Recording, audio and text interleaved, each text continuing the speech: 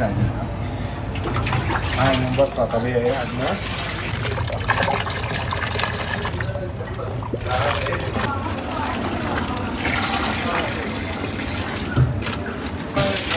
طبيعي رقم واحد. أنا سيف أبو مهند صاحب محل. ناوی من سیفه از خدانوی دکان شربت ما لباب سرای لسر چوانیا چکرنا میوجه اف کاره چند قناغن خوین هین قناغا ایکی پاکش کرنا وان میوجایه پشتی هنگی دو بو سه دم جمیران ام دیخن نوا آویدا لدیف دا دست به هلگرتنو گفشاندنا ویتی تکرن پشتی هنگی ام نعنای دیگل ویتی کل دکن لدیف دا قناغا ووارتن دست بدکت یان جی پالاوتن و بکارینانا کیسین تایبت بوه پالاوتنه اگر اف کاره بشوه که پیشکفتی بیت جبجه کرن خوی باشتر اوه با آمیر استیل بیت بریمینان چونکه بروی ساخلمی و باشتره و کارگرن دیگلوی دا صناحیتر دی بیتن.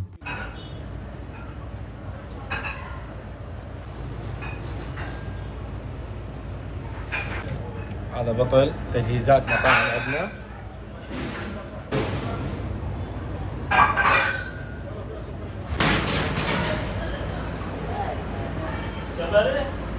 المهنة طبعا أني شلون أقول لك أقارب صديق لي مقرب حيل.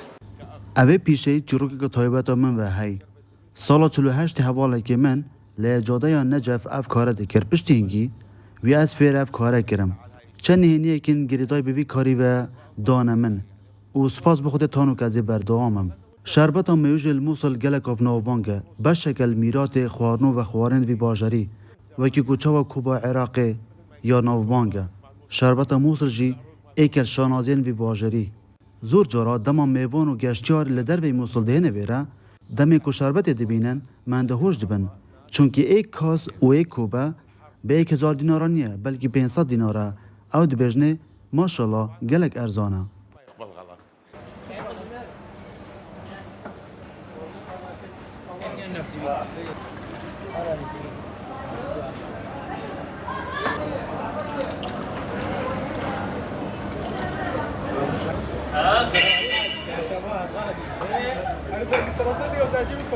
زبيب شو نقول لك فرح وسعاده تعرف شغله انه تحب. براستی بدلو گیان من اف کاره خوش دبیتن سپاس به خوده اوه یا بوا جدر سرکی جیانامه او گل خیزان به وی کاری و گریداین او مچندین کری کار جیین هین اوه خوانل پتریا ورزو دمین سال یا بردسته و خلق حج دکتن طایبتی روژ عرفه دا و هر دیسان دماکو سقا گرم دبیتن خلق همی دهن دکرن اپیشه یا گریدا بو ورزی و بونو منه 4 هیون زفستانه کاری ما گلکی لاوازه چونکی سرمایه و خلق و ناخون بلد هیوا رمضان دا اوه ورز وی سرکی تسپید کد بشک خیزانا بوچونان اوه دویتن لسر سفرا افطاره اف شربته هبیتن چونکی ابوه بشک لنریتو کلتور رمضان موصل ماكو اقبال علينا لان الجو بارد.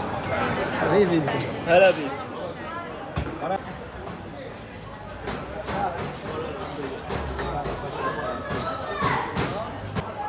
درجة أولى.